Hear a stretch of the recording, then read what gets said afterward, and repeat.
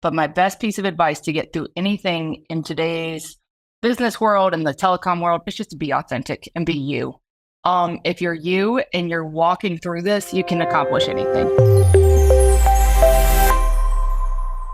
Welcome to another installment of the Next Gen AI Case Study Series. On this episode, we have on Kim McKinley, who is the Chief Marketing Officer and Deputy Director at Utopia Fiber, a position that she's held since joining the company in 2010. She oversees marketing, sales, order fulfillment, and customer service departments. Kim, this is gearing up to be a really fun conversation. To kind of kick things off, I'd love to get a Cole's Notes version from you of your history, how you came to find yourself as a CMO in Utopia Fiber. My history, like it says, like we just talked about, it came from the hospitality industry. I grew up with a very entrepreneurial dad, ended up in the hospitality industry kind of because how he ran his business.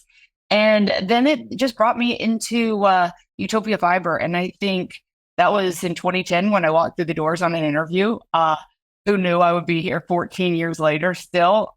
And what I have prided myself in as coming into Utopia is really bringing a sense of the customer spirit to the telecom industry, which most telecoms have always treated customers like that you need them, like versus that we appreciate you. And I think it's the small things that have gotten me here. And I'm very just lucky to be here and lucky to love what I do each and every day. You know, it's funny. I heard a saying not too long ago about luck being the intersection of hard work and opportunity, and I feel like that's part of your journey is all the hard work that you put in to get where you are, and so that's well deserved position.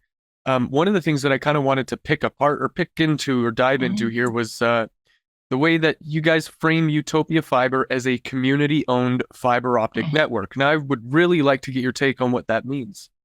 So Utopia was formed as a concept in 2002 by 11 cities who started this project.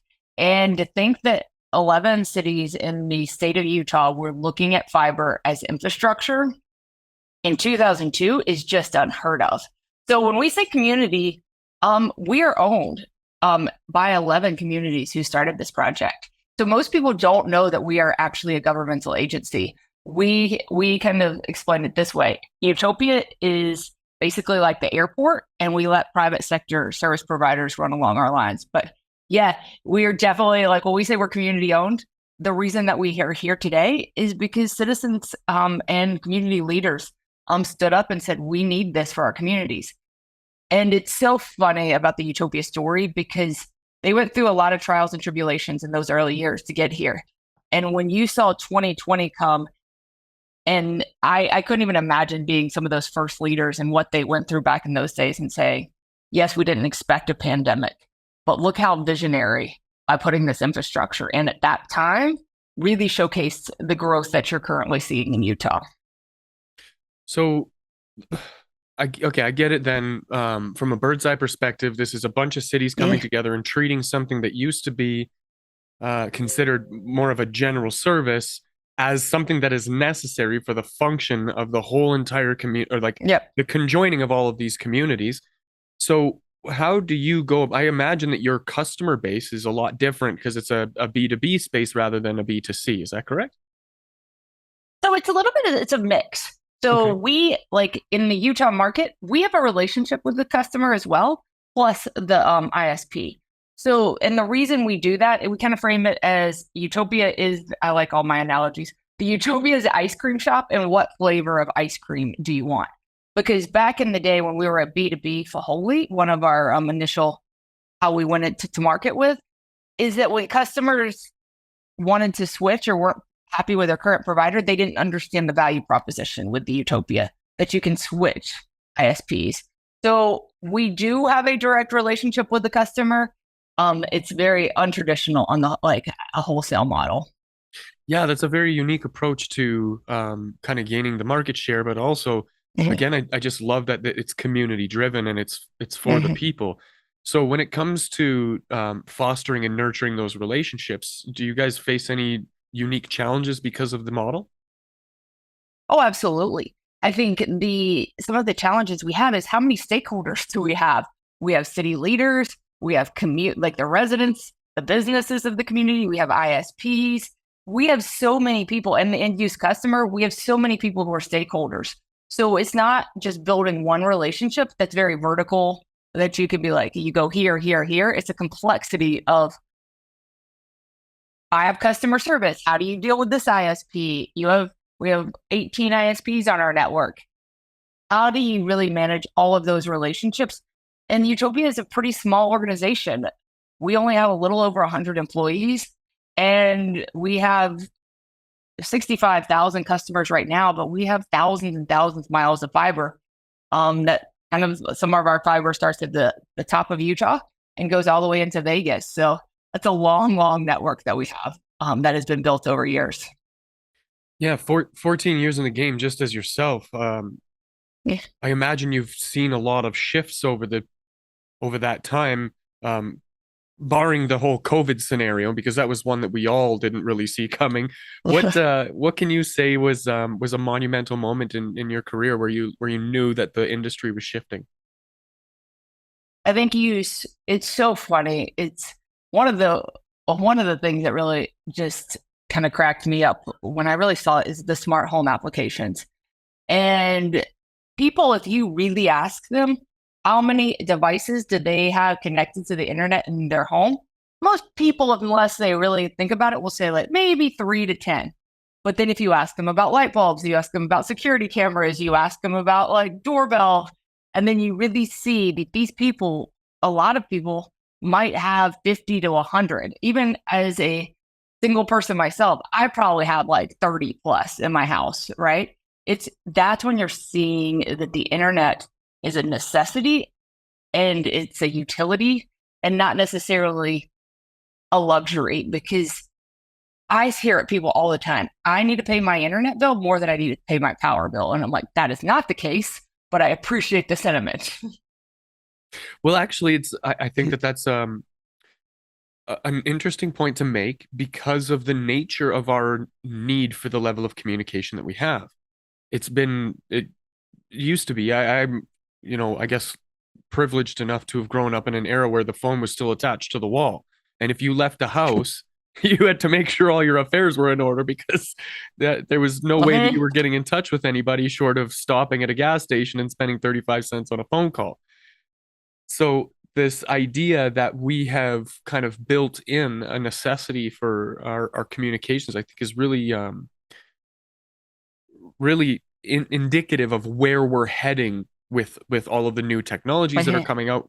But also it's creating some opportunities for us to build on top of new infrastructures. Do you see that taking place in the work that you're doing?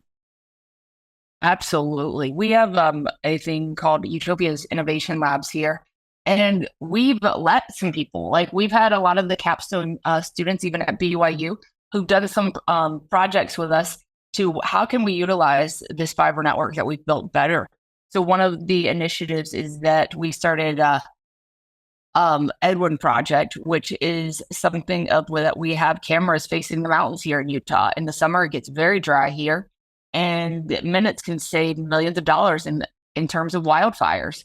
And so we're utilizing and like learning through how can we really use this for some of these high bandwidth applications. And that's just one of them. And we're working with the AI and how to really master that, because, a sunspot on a mountain and the sun represent the same thing. A little different to figure out how the AI can really master that. But there's so much that we can do on these networks. And I think I always say, yes, we're talking about YouTube and we're talking about streaming today, but that's not what these networks are capable of. And they can, if we do correctly, that this robust connectivity that we're seeing can change lives in a big way and transform cities in a big way.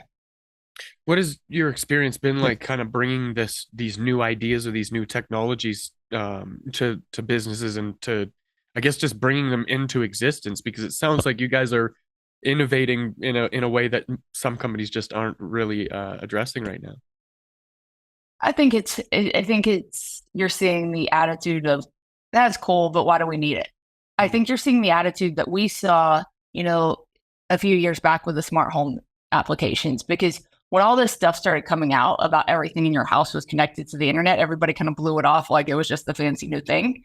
And now everybody, I mean, there's rarely you go to a house that doesn't have 1,000 things connected. I think you're seeing that on the more of the innovation side.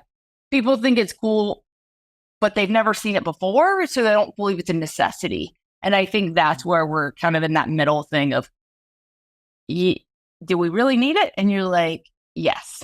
So it just I think it's going to take a lot of determination and just keep going to make it happen. This is my favorite story, and I'll tell it really quickly. But it's like, when I was thinking of this, I was like, it's a determination that the first KFC that was ever put down in the US is in Salt Lake City. Why? Because Colonel Sanders had to keep fighting to get somebody to build his dream, right?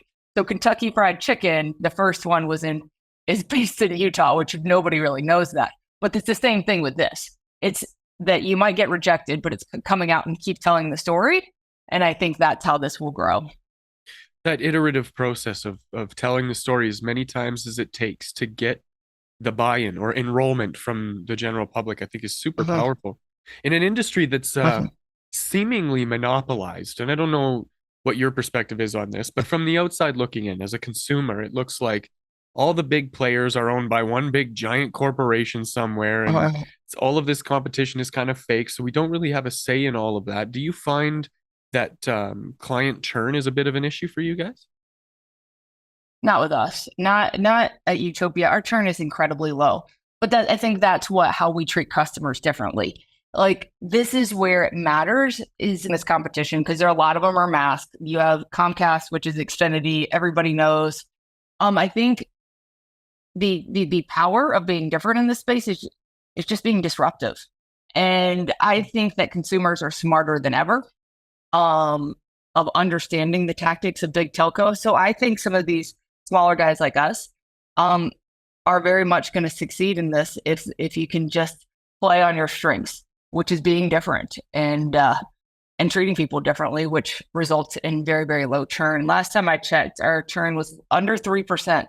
And I think that is incredibly indicative that people want to be treated like I always say, it's a golden rule. Treat others like you want to be treated.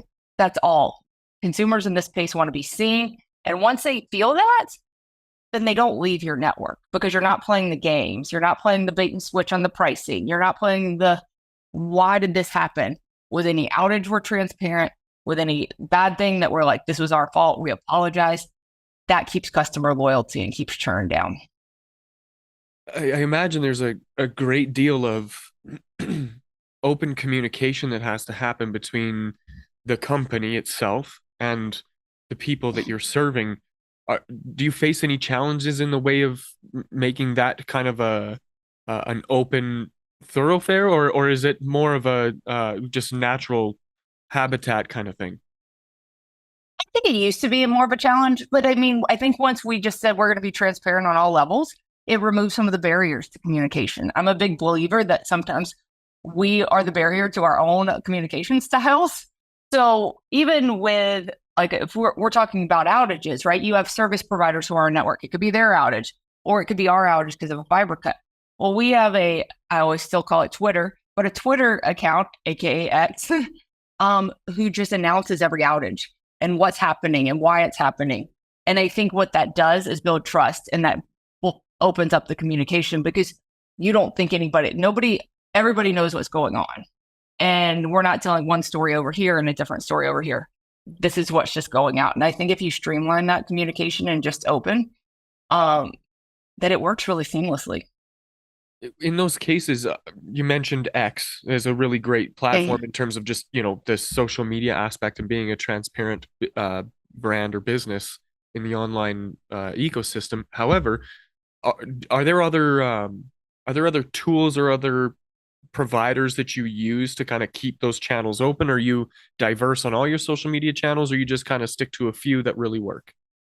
We're pretty diverse. We are on Facebook, we are on Instagram, we're on TikTok, we're on LinkedIn. My marketing philosophy is I want to meet the consumer wherever they are, right? And everybody consumes their data and their content differently.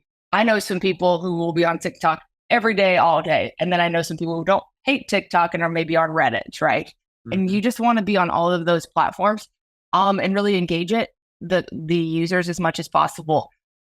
That's why people will say mass marketing doesn't work. Well, I think it does because not everybody's on digital marketing all the time. And especially when you're starting to see more of these privacy blockers that are blocking some of the ads that are happening as well. So yeah, we're basically everywhere and really wanting to talk to our customers like they're customers. I always tell my team, like, don't talk to them. Just talk to them like you're a human. Or my customer service downstairs, I laugh because I get criticized all the time because I don't have scripts for that team. And people ask me why. And I said, because if you have scripts, you stop listening. Oh my gosh. I can't tell you, just even as a customer and a business owner, how much that resonates with me. Yeah. I am absolutely appalled every time I get on the phone with somebody and I get it's like 23-second long. Hello, you're speaking to this person, first full name, department, employee number, and we're here to make sure that everything goes entirely perfectly for you. What Yeah. can I do to help you with your call today, Mr. Yeah. Jones? And I'm like, well, first of all, are you the robot still, or Yeah. have we transitioned into something? What happened here? It's very refreshing to hear that the the frameworks are there, but the scripts are gone. I think that's so powerful. Yeah, it's so funny. Somebody called in once and was expecting to hear that, right? And so the guy was angry about something, and he was like, "Well, what's your tag number?" And he was like, "I don't have a tag number. I'm just a person." And the guy didn't believe him. And then he was like, "What's your name?" And the guy's name is Dexter. And he was like, "Well, how do I know? Like, how do I know how to get back in touch with you?" And Dexter goes, "Because I'm the only Dexter here." Like, it's it's not hard, but people are so trained on that front to be treated like a robot. I mean, I was yelling into the phone earlier, operator. I just need to talk to an operator. It's like you start seeing. So I think that's the value in how there's a benefit for all this automation and everything that's coming into this marketplace, but you have to tie that in with a customer experience or it doesn't work. You have to use all these tools in like whatever means they can, but don't use them exclusively for everything or you'll lose all your brand essence. Yeah, yeah, that's a very powerful message. I'm noticing a lot this rehumanization of corporate America, right? Like we've been beaten down by these companies and corporations that are just so big that we can't even imagine them anymore. Like they don't feel like they're human, right? They feel like they are an alien force working against the population. So I'm noticing a trend of that. Speaking of trends, I would love to get your insight into what you see kind of coming down the pipeline that you're excited about. Is there anything on the horizon that we should be looking forward to? I don't know. I mean, I think that it's such an exciting time that we don't know what we don't know. I think that something is getting innovated in, a garage or a basement right now that will be revolutionize this country and others around the world. And we just don't know what it is. And I think that that's just what's exciting is because we don't know what we don't know, but we know something's happening. And I think it's just about, no, I'm not saying anything that's necessarily I can kind of really talk about, but I am seeing the energy and I love that energy that we're feeling.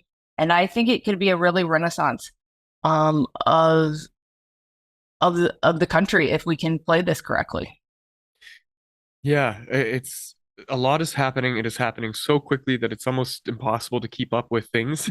So you got to pick what's relevant and then Yeah. and thoroughly research it because some things are changing so fast that we don't see what's happening in the background, right? So yeah, that's a great message.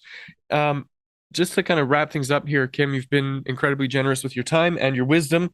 One of the things that I always try to do at the end of these shows is see if there's one single piece of advice that you in your position could offer others like you that if they're facing a challenge or a little bit uncertain about what's happening with them, what would that piece of advice be? This is going to be probably what you're not expecting, but my best piece of advice to get through anything in today's business world and the telecom world, it's just to be authentic and be you. If you're you and you're walking through this, you can accomplish anything. And nothing is impossible. There's some bad days, but just to look up. But yeah, just to be authentic and be different and not fall into this, as you said, like some of the corporate world. I think we all need to embrace our authenticity.